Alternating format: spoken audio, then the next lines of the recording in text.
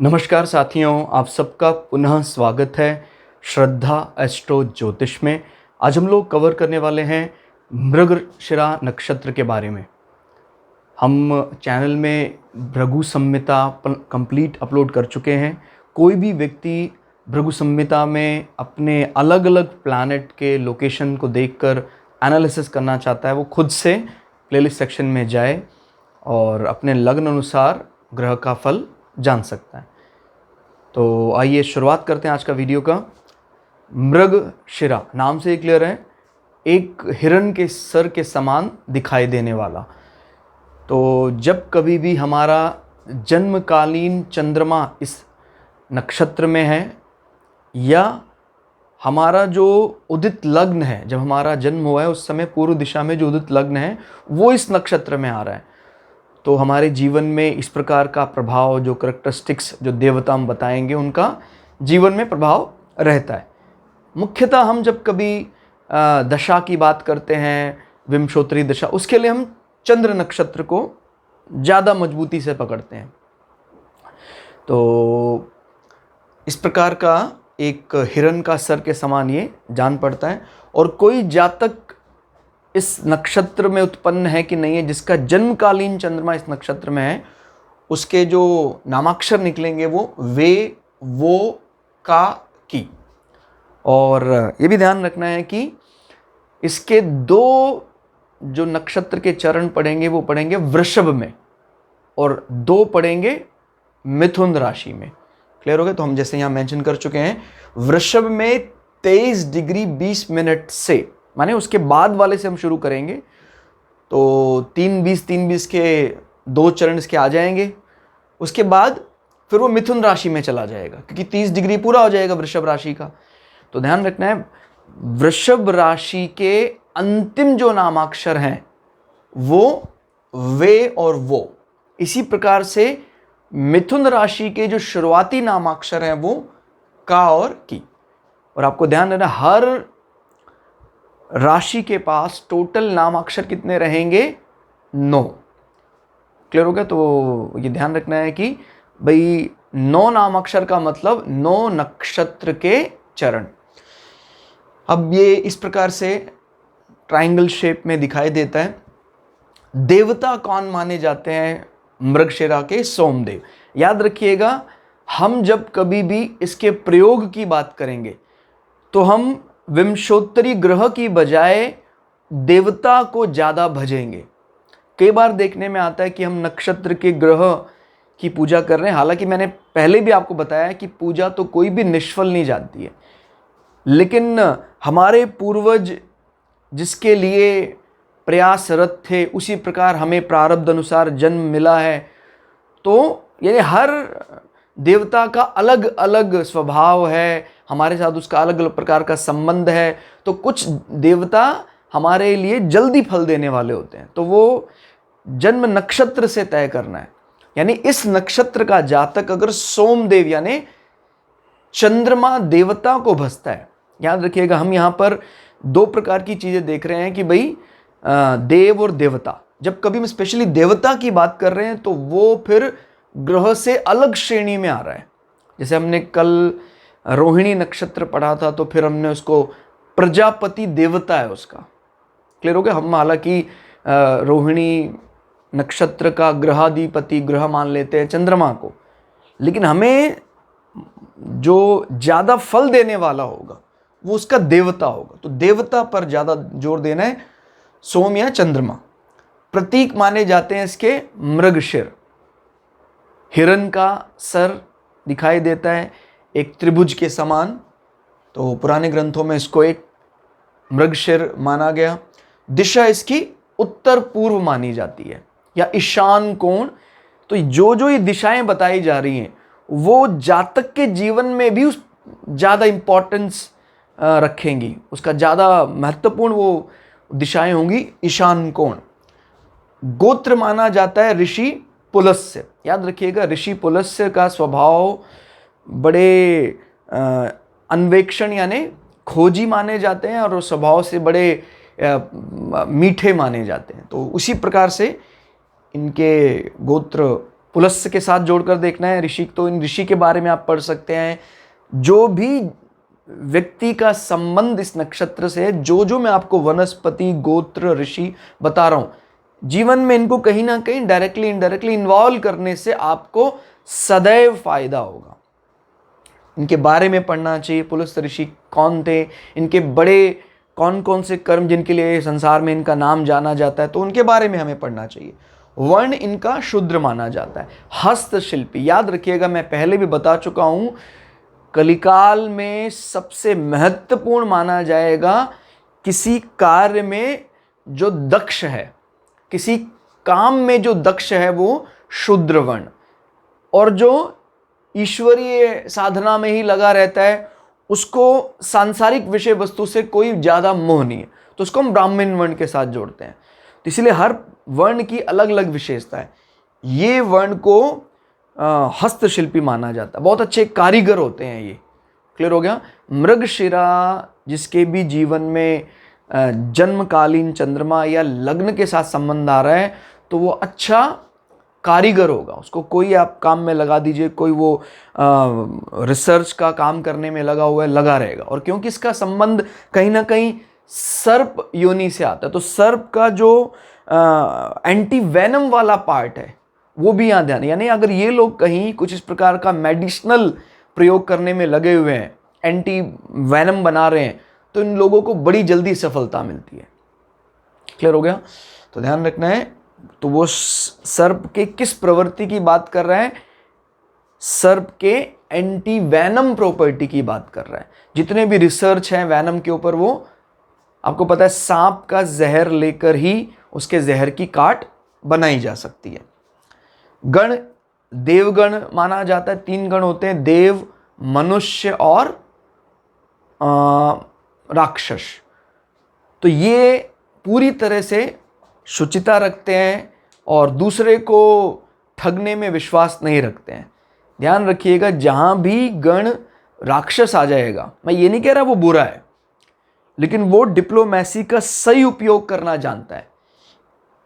कलिकाल में अगेन कहीं ना कहीं जो राक्षस गण है वो कई मायने में आगे निकल जाता है, और जो देवगण है वो डिप्लोमेसी से प्राय बचता है। वो प्योरिटी की बात करता है, कहता है जी ठीक है, उन्होंने हमें ठगा होगा, हम नहीं उनको ठगेंगे। तो ये देवगण की विशेषता है। नाड़ी इनकी मध्य या सुषुम्ना। याद रखना है, जब मध्य नाड़ी आती है तो उसको हम पित्त प्रधान मानते हैं। पित्त का मतलब होता है शरीर में जो पित्त रस जो होता है, अगर ये बढ़ता है तो कहीं ना कहीं अग्नि बढ़ जाता है। तो उसका संबंध इस प्रकार से देखना है। ये ज्योतिष मिलान के समय मुख्यतः देखना है इस चीज को। क्लियर हो गया। तो प्रकृति मृदु, यानी कहीं ना कहीं इसका जो, इसमें 2 प्रकार की चीजें मिली हुई हैं कि भाई इसका जो देवता है वो सोम, चंद्रमा, और जो इसको एनर्जी देने वाला है, उसको जो इसका जो विंशोत्तरी ग्रह है वो है मंगल। तो याद रखना, मंगल की एनर्जी, भरपूर एनर्जी लेकर कंस्ट्रक्टिव वे में काम करता है। ये कोई जंग या युद्ध की बात नहीं करता है, उस एनर्जी का भरपूर फायदा उठाता है as a form of moon. याद रखना है, मंगल की एनर्जी है और उसका उपयोग किस रूप में कर रहा है? चंद्रमा की तरह इसका उपयोग कर रहा है। तो मृदु, मीठा माना जाता है। समान प्रकृति कुछ कुछ शुक्र के समान जान पड़ती है। नित्य योग, इसको ब्रह्मा योग के साथ जोड़कर देखना है। ब्रह्मा जी के साथ भी इनके कथाओं का संबंध आता है कि भाई एक बार रोहिणी को देखकर ब्रह्मा जी मोहित हो गए, तो फिर उन्होंने उनके साथ मिलन के लिए एक हिरण का रूप धरा। ये बात रुद्र देवता को अच्छी नहीं लगी। उन्होंने अपने त्रिशूल से उस मृगधारी ब्रह्मा का सिर काटा, तो उसको फिर मृगशिरा के रूप में भी जाना जाता है। तो ध्यान रखिएगा, सृष्टि की ये जो कथाएं हैं, इनको समझ पाना सामान्य बुद्धि से संभव नहीं है। मैं इतना ही कह सकता हूं कि हम अनंत को एक सीमित बुद्धि से समझने का प्रयास करते हैं तो सीमित बुद्धि उसको अनंत को नहीं समझ पाती है। लेकिन हाँ, अगर हमें विश्वास है कि हमारे ग्रंथों में कुछ गलत नहीं लिखा है तो जरूर हम उस एलिक्जर तक, उस अमृत तक पहुंच ही जाएंगे जो मैसेज वो कन्वे करना चाहता है। कई बार उन स्टोरियों का अर्थ हमें समझ में नहीं आता, बहुत गूढ़ होता है, धीरे धीरे प्रैक्टिस से समझ में आता है। लेकिन ये अर्थ नहीं है कि आपको समझ में नहीं आया तो वो गलत है। क्लियर हो गया? तो वो किस डायरेक्टरी की बात कर रहा है, हो सकता है वो डायरेक्टरी हमें पता ही ना हो, किस परिप्रेक्ष्य में वो बात कर रहा है, वो मापदंड शायद धरती पे मनुष्यों के लिए बने ही ना हो। तो चलिए वो ध्यान रखना है कि उन कथाओं का कहीं ना कहीं बड़ा रिलेवेंस है लाइफ में, उनको रिलेट करेगा धीरे धीरे अगर कोई प्रैक्टिस करता रहेगा। और रज्जु, आरो शिरो, याद रखना है रज्जु यानी हमारा शरीर का न्यूरोनिक सिस्टम, थ्रेड या तंतु कोशिकाएं, इसमें मुख्य रूप से शिरो, सर के न्यूरॉन्स का संबंध मृगशिरा के साथ जोड़कर देखना है। क्लियर हो गया? तो वैसे भी मृगशिरा है तो न्यूरॉन्स इस हिस्से के साथ जोड़कर देखना है। क्लियर हो गया? मेरु रज्जु आपने पढ़ा होगा, स्पाइनल कोड, रीढ़ की हड्डी के साथ साथ जो न्यूरॉन्स हैं उनमें आरो यानी ऊपर चढ़ना, शिरो सर के तरफ से, तो इसका संबंध जोड़कर देखना है। किस पक्षी के साथ मृगशिरा को जोड़कर देखना है? मुर्गी के साथ।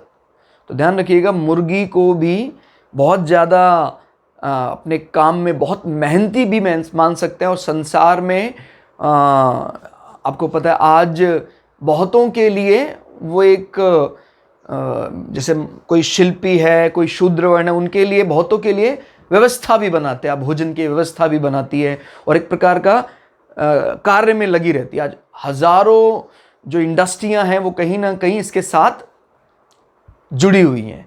क्लियर हो गया? मैं शुद्ध शाकाहार के साथ इसको नहीं जोड़ रहा हूं, लेकिन फिर भी संसार में अगर इसकी महत्ता बढ़ी है तो वो इंसानों ने नहीं बढ़ाई है। ईश्वर की मर्जी के बिना तो पत्ता नहीं हिल सकता है। लेकिन अगर इसके अंडों की या इसकी महत्ता बढ़ी है तो इसमें कहीं ना कहीं ईश्वर ही जिम्मेदार है, क्योंकि कलिकाल मनुष्य नहीं लाया है, ईश्वर लाया। तो इस बात को भी कई लोग इसमें द्वंद्व करते हैं कि नहीं सर ये गलत है, कुछ गलत नहीं होता है, कुछ सही नहीं होता है।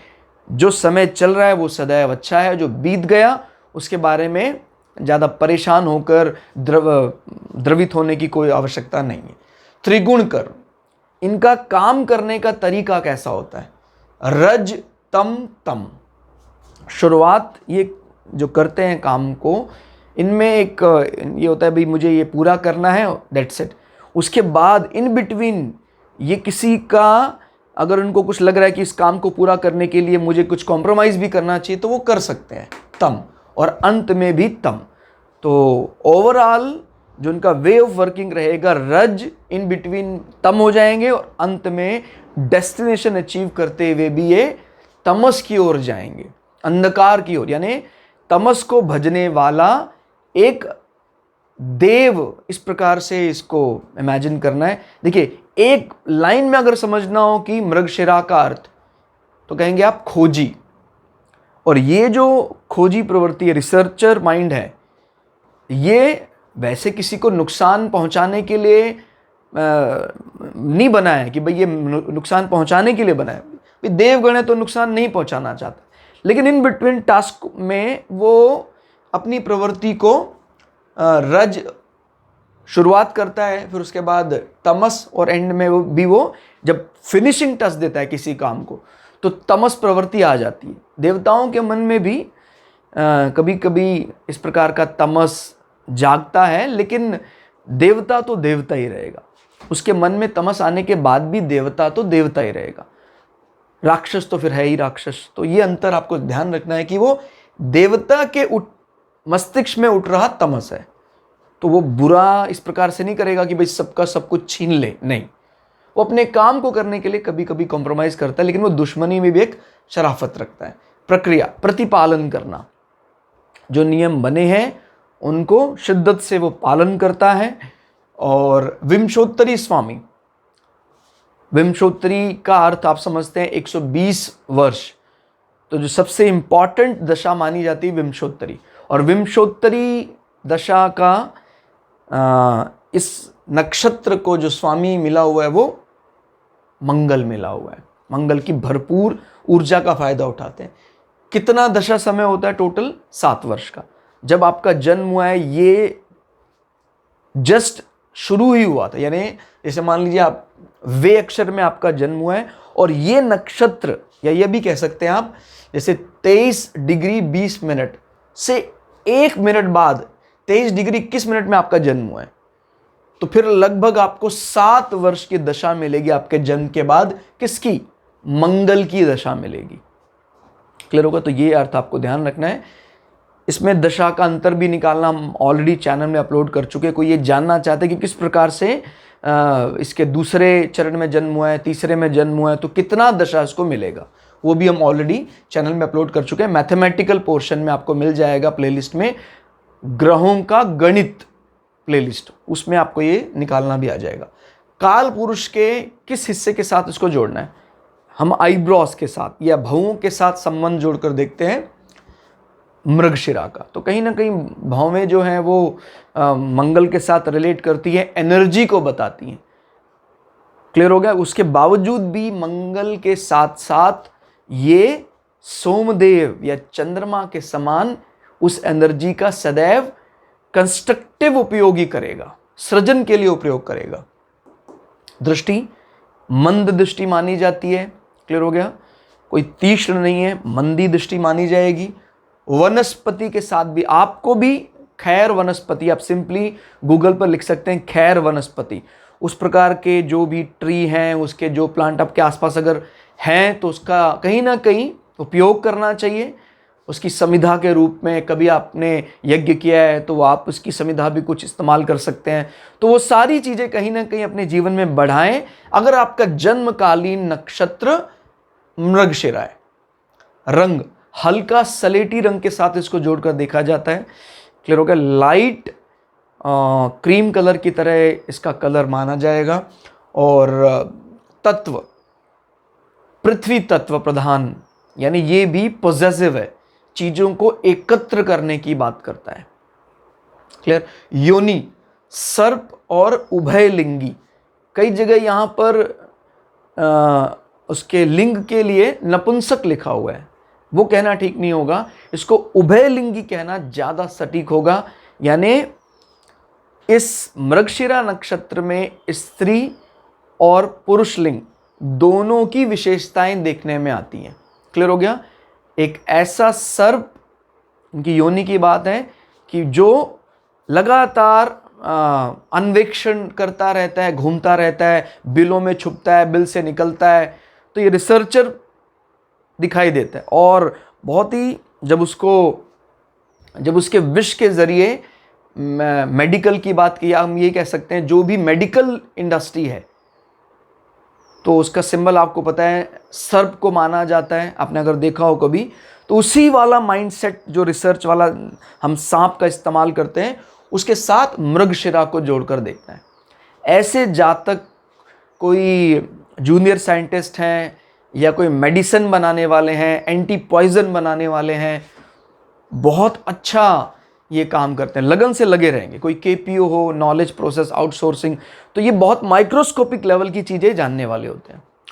अब इसमें कई दफ़ा हमारे ग्रंथों में लिखा है, क्योंकि ये हर चीज़ को बारीकी से समझना चाहते हैं, तो कई दफ़ा ये पार्टनर को नाराज भी कर देते हैं। यानी जैसे उनका केयर करते हैं, लेकिन उनको लगता है कि ये उन पर एक प्रकार का अनावश्यक इन पर फोकस कर रहे हैं, उनको जहाँ वो जा रहे हैं उनको जानना चाहते हैं, तो कई दफ़ा उनके पार्टनर के साथ संबंध को लेकर थोड़ा तनातनी आ जाती है। तो ये विशेष रूप से ध्यान रखना है कि वो रिसर्चर पॉइंट ऑफ व्यू जो उनका है वो अपने पार्टनर पर ना अप्लाई करें, उनको जितना वो शेयर करना चाहें उतना ही बताने का। क्योंकि हम किसी को माने हमारा जो पार्टनर है उसको हम छल से अपना नहीं बना सकते, उसके लिए तो हमें हृदय को विशाल करना होगा, हमें संपूर्ण विश्वास करना होगा, सिलेंडर करना होगा।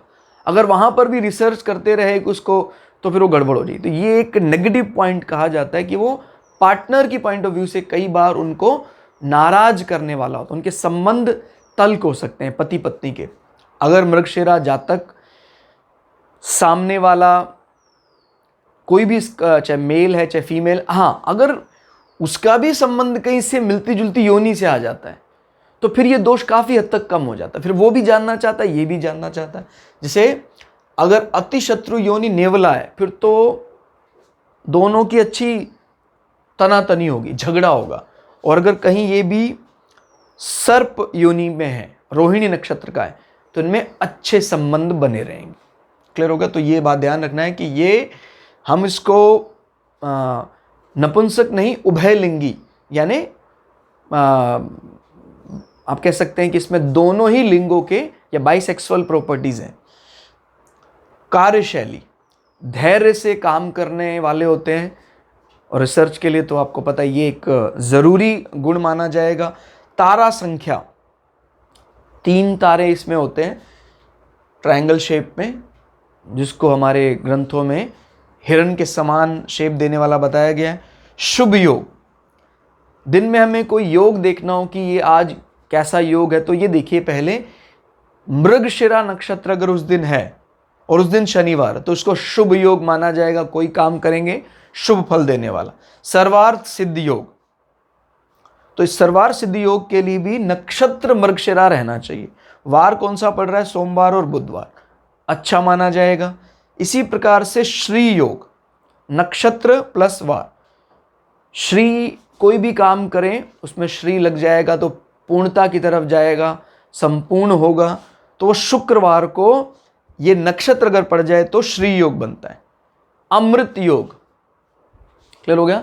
जैसे समुद्र मंथन से अमृत मिला था, इसी प्रकार से कोई आप किसी का कोई एंड रिजल्ट बहुत अच्छा चाह रहे हैं, कोई इस प्रकार का रिसर्च भी अगर आप कर रहे हैं, तो आपके लिए अमृत योग बहुत अच्छा रहेगा। मेडिसिन से कुछ बढ़िया चीज़ बनाना चाह रहे हैं तो उस प्रकार के अंततोगत्वा आपको अच्छी चीज़ मिलेगी अगर आप अमृत योग में वो कार्य करते हैं। नक्षत्र मृगशिरा, वार में सोम और मंगलवार।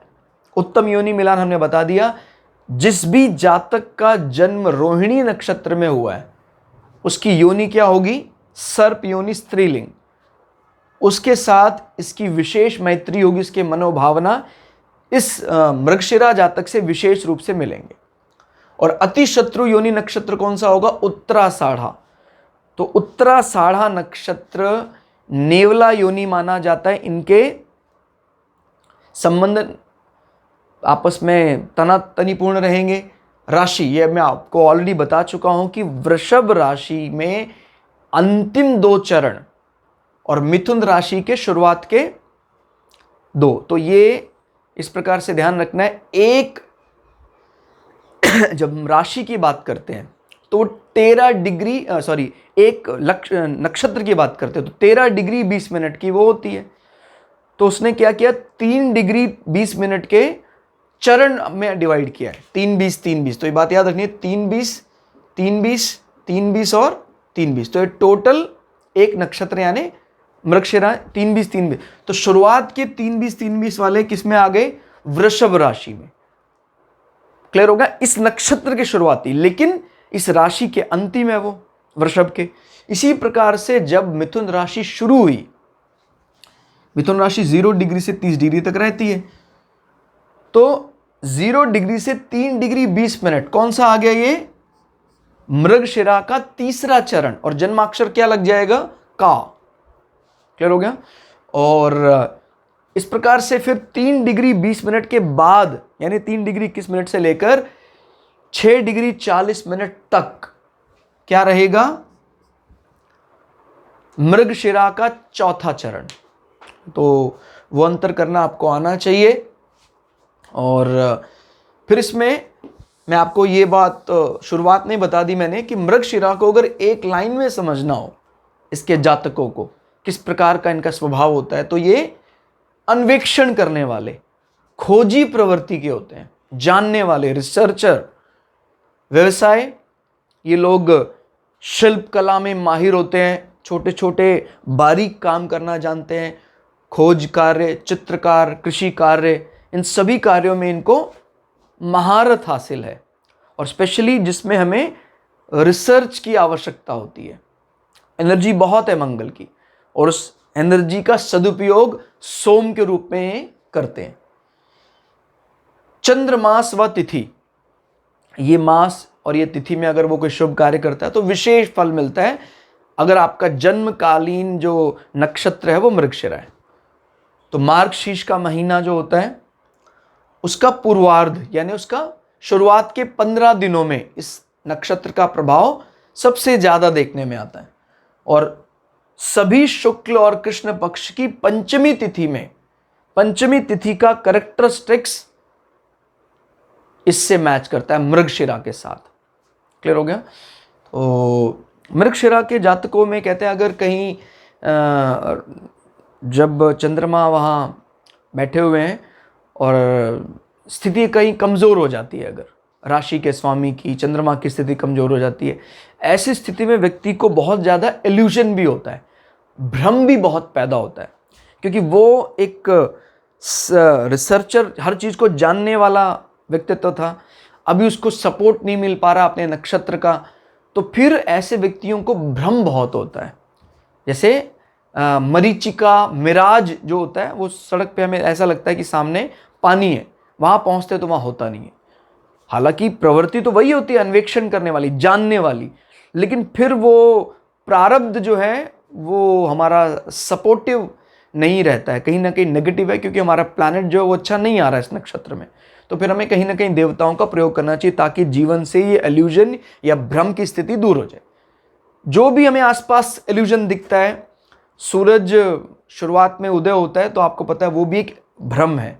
वास्तव में सूरज नीचे रहता है, वो अब 2 मिनट पहले ही दिख जाता है, सूर्य उदय होने से 2 मिनट पहले, और सूर्य अस्त होने के 2 मिनट बाद तक भी दिखाई देता है। इस प्रकार के कई हमारे जीवन में अगर हम उसी को रियलिटी मानकर उस पर कोई अन्वेषण करने लगे, रिसर्च करने लग जाएं, तो फिर वो गड़बड़ हो जाएगी। तो ये एक नेगेटिव पॉइंट हो सकता है। अगर नक्षत्र कमज़ोर हो जाए तो फिर वो जिंदगी में बड़े भ्रम जो हैं उनको ही सच मानने लग जाता है। क्लियर हो गया? तो ध्यान रखना, मरीचिका से या मिराज से वो नेगेटिवली प्रभावित हो जाता है, सच तक आसानी से नहीं पहुंच पाता है। और उपचार क्या करना चाहिए? माता पार्वती व चंद्र की उपासना करनी चाहिए। क्लियर हो गया? माता पार्वती को चंद्रमा या कह सकते हैं माता पार्वती ने बहुत ज़्यादा उपासना की, भगवान शंकर उनको मिले, और चंद्रमा का वास जो है भगवान शंकर के सिर में रहता है, उन्होंने शिरोधार्य किया उनको, तो क्योंकि देवता भी हैं इनके, तो उनका जो हमने यहाँ डिस्कस किया है, अगर आपका नक्षत्र कमज़ोर में नहीं भी कमज़ोर है तो इन चीज़ों का उपयोग आप बढ़ा सकते हैं। इन ऋषियों की कथाएं, इन ऋषियों की कैरेक्टरिस्टिक्स, इन वनस्पतियों का, इन जीवों का कहीं ना कहीं अपने जीवन में उपयोग बढ़ाएं। फिर मैं आपको बता रहा हूँ, हम यहाँ पर आपको किसी गलत खान पान की ओर इशारा नहीं करेंगे। अब जैसे कई लोग कह रहे हैं कि भाई पक्षी मुर्गी है तो क्या उसका जीवन में उसके एग का उपयोग करना चाहिए? नहीं, हम इसकी बात नहीं कर रहे हैं। लेकिन हाँ, ये जरूर है कि हमने वो पक्षी को उसके साथ जोड़ कर देखा है। हमारे मन में एक ग्रैटिट्यूड, एक रिस्पेक्ट तो रहेगा ही रहेगा। और कलिकाल में मैंने पहले ही बताया आपको, जो भी हो रहा है आपको पसंद है कि नहीं है, ठीक है, हम उसमें अपना विचार रखते हैं, रखना भी चाहिए, लेकिन उस पर कोई बहुत बड़ा विरोध जताने की कोई आवश्यकता विशेष नहीं, क्योंकि वो ईश्वर की मर्जी से हो रहा है। ये आप नहीं हो सकता है माने आपका जीवन शाकाहार से ही चलता है, आप मांसाहार नहीं खाना चाहते, बट इसका ये अर्थ कतई नहीं कि भाई आप दूसरे देशों पर भी आक्षेप करने लग जाएं कि वो तो मोक्ष के अधिकारी नहीं है। वो ईश्वर तय करेगा कि मोक्ष का अधिकारी कौन है। यही सबसे बड़ी समस्या है, हम दूसरे को धर्म की शिक्षा देना चाहते हैं, स्वयं दीक्षित नहीं है। ये सबसे बड़ी समस्या है, हमारी सबसे बड़ी कमजोरी है ये। दूसरे को हम बढ़िया बढ़िया लेक्चर देते हैं, तो ये करना चाहिए, लेकिन अगर हम स्वयं नहीं करते हैं वैसा, कुछ फायदा नहीं है। तो ये ध्यान देना है, धर्म व्यक्तिगत पहले उसको सुधारा जाए, उसके बाद दूसरे की चिंता की जाए, और उसको भी गाइडलाइन दी जानी चाहिए। कोई इसमें अगर आप कंपल्शन लगा देंगे और आपके पास बल भी नहीं, और राजा का वो अधिकार है, संविधान का वो है पार्ट, तो ये चीज़ें आपको ध्यान रखनी है कि इसमें कलिकाल या किसी भी समय के प्रति मन में कोई डिसगस्ट फील नहीं करना है, अपमानित उसको नहीं बनाना है। लाल रंग, सफ़ेद रंग, गुलाबी रंगों का प्रयोग बढ़ाना चाहिए, या हल्के रंगों का, जैसे यहाँ पर स्लेटी रंग भी इस्तेमाल किया जा सकता है। उदाहरण, अब कौन कौन से जातक इस नक्षत्र से प्रभावित थे या हैं, तो अभिनेता अशोक कुमार, अशोक कुमार जो अच्छे अभिनेता रहे बॉलीवुड के, उनका जन्मकालीन जो नक्षत्र था चंद्र नक्षत्र, वो मृगशिरा। तो आप समझ सकते हैं कि वो उनकी विशेषताएं क्या क्या थी। चीज़ों को बहुत बारीकी से जानने वाले और रोल प्ले में एकदम खो जाने वाले, इस प्रकार का जीवन उनका रहा। और बीवी रमन जो बहुत महान ज्योतिषी भारत के इतिहास में जिनको माना जाता है, तो बीवी रमन भी, उनका भी जो नक्षत्र था जन्मकालीन वो मृगशिरा था। तो इन्होंने भी ज्योतिष में ऐसी ऐसी रिसर्च की, तो लोहा मनवाया अपना ज्योतिष में। तो ये भी इससे इंस्पायर रहे।